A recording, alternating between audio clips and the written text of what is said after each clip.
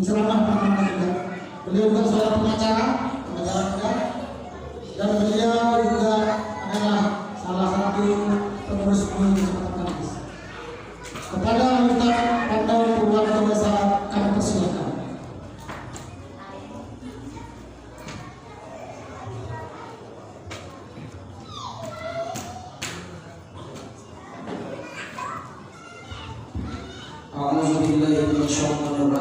Bismillahirrahmanirrahim. Assalamualaikum warahmatullahi wabarakatuh.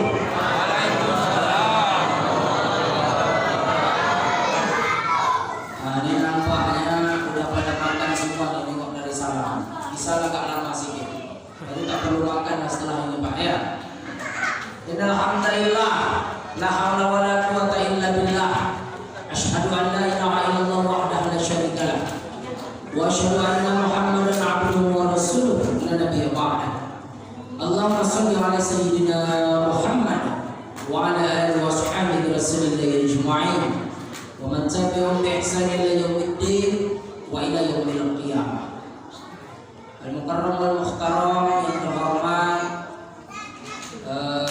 tokoh masyarakat, orang tua kita, Bapak Haji Mawan, kemudian juga hadir Ketua Lembaga Adat Melayu Riau Kecamatan Kandis, Imam Masjid, Umar Rafiq Ulama, Bapak Haji Eswadi, kemudian juga Bapak Kapolsek dalam hal ini diwakili oleh Pak Edi, kemudian bapak-bapak para jamaah perwakilan daripada masjid yang hadir pada malam hari ini. Ada saya lihat Masjid Umar Rafiq Ulama, ada Masjid Amanah dan Lokasi Mati, ada Masjid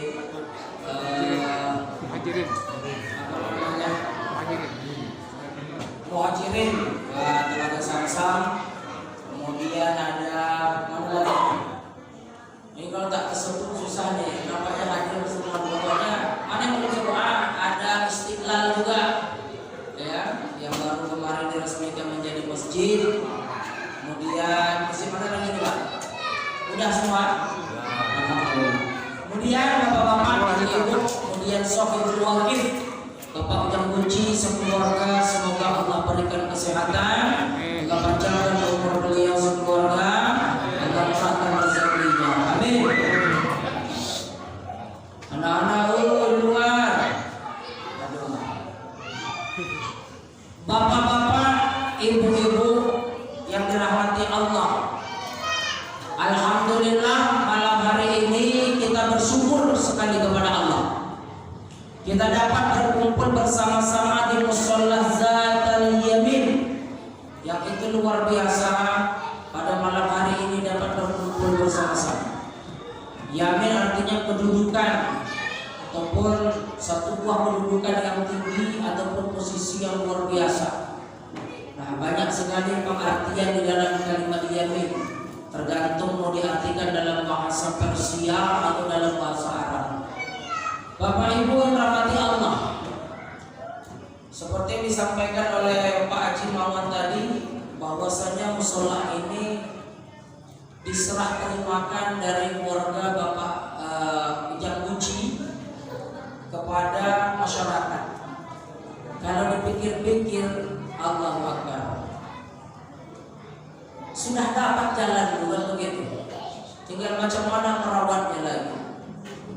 Saya rasa tak berlebihan kalau saya memuji, karena memang Nabi yang memujinya Bapak Ibu. Memang Nabi yang memujinya. Orang-orang yang membangun musola, membangun masjid semasa hidupnya, itu memang Nabi yang memuji. Apa kata Nabi?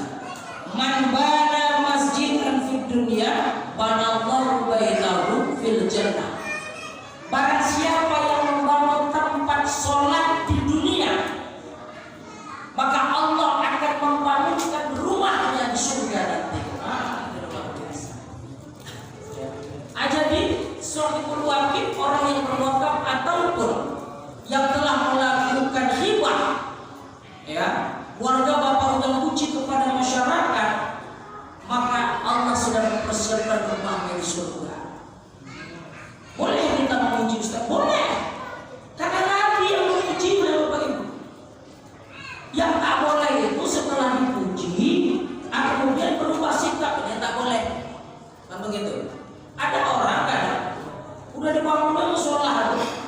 tak bisa lepas untuk sholat.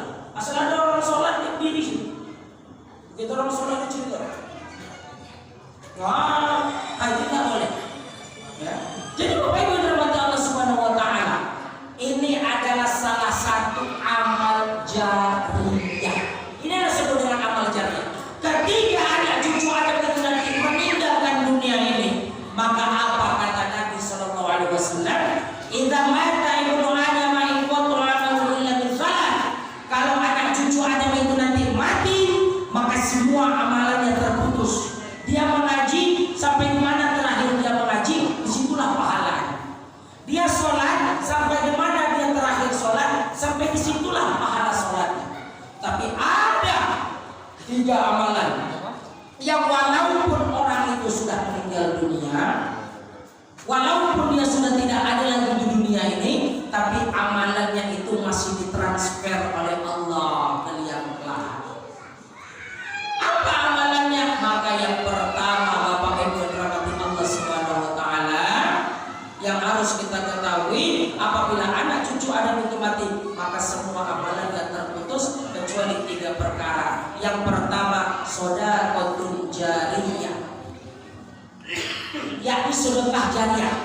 Sedekah jariyah ini sedekah yang dilakukan masa hidup, ternyata orang yang sudah meninggal, yang disedekahkan itu bermanfaat sampai orang itu meninggal, yang disedekahkannya masih ada, maka amalannya akan terus dikirim oleh Allah. Ini pertama sholat. Meninggal, maka selagi orang masih sholat di sini, maka amalannya akan terus ditransfer oleh Allah.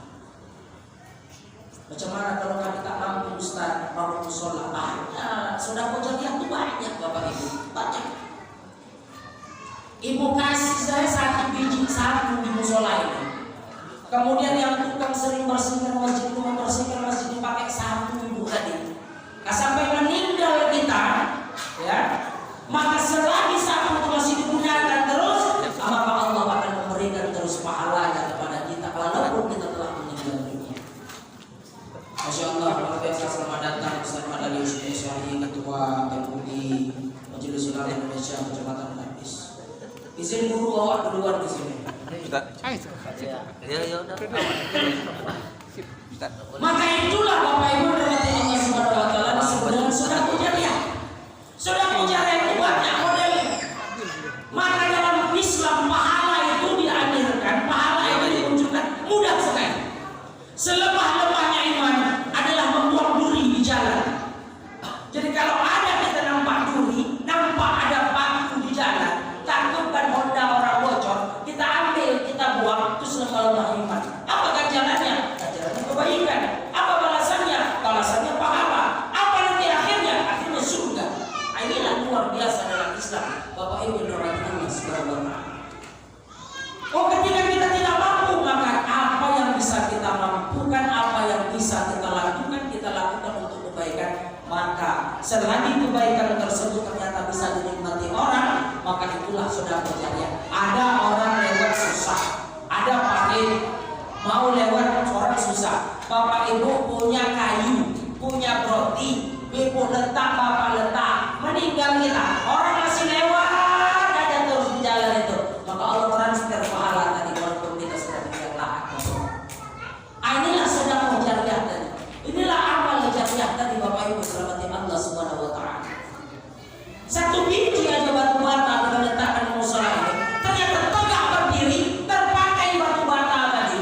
Tak sengaja di mobil kita bisa lewat letak, kemudian pas mau berangkat jatuh batu, diambil batu kami bangun dari sini. Ikhlas pula kita. Itu sudah punya yang itu Pak. Dalam Islam itu apapun kebaikan yang kita lakukan, walaupun dia bentuknya kecil, maka dia tetap dinilai oleh Allah sebagai kebaikan.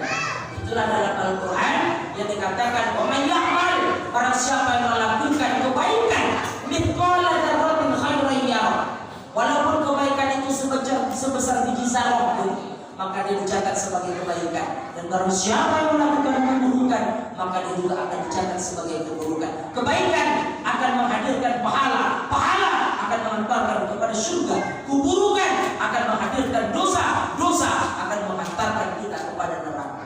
sedekah jariah Bapak Ibu dirahmati Allah Subhanahu wa taala. Luar biasa. Nomor musola. Tadi Pak Jimawan bilang kalaupun MDA pun beliau siap, masya Allah luar biasa. Makanya kiai dulu. Ya. Itu tuh paling sibuk kalau ada tanah lebih bangun pesantren, buat pesantren, buat taman pendidikan. Kenapa? Kalau sudah meninggal, apakah orang-orang yang mengaji di pesantren kita lihat terus mendoakan, pahalanya terus mengalir, itu dan luar biasa. Anak-anak terus belajar di situ, itu modal utama Allah Rabbi. Ya. Telah Allah berikan satu buah ganjaran di dalamnya, yakni Allah janjikan di dalamnya surga. Lalu apa? Hadis Nabi Sallallahu Alaihi Wasallam. Apa kata Nabi tadi? Barang siapa yang bangun masjid di dunia, man bana masjidan di dunia, banallahu baitahu fil jannah, Allah akan membangunkan rumah untuknya di dalam surga. Yang pertama Bapak, sedekah jariah. Kemudian apa lagi? Ada doa anak yang soleh. Doa anak yang soleh ini bisa jadi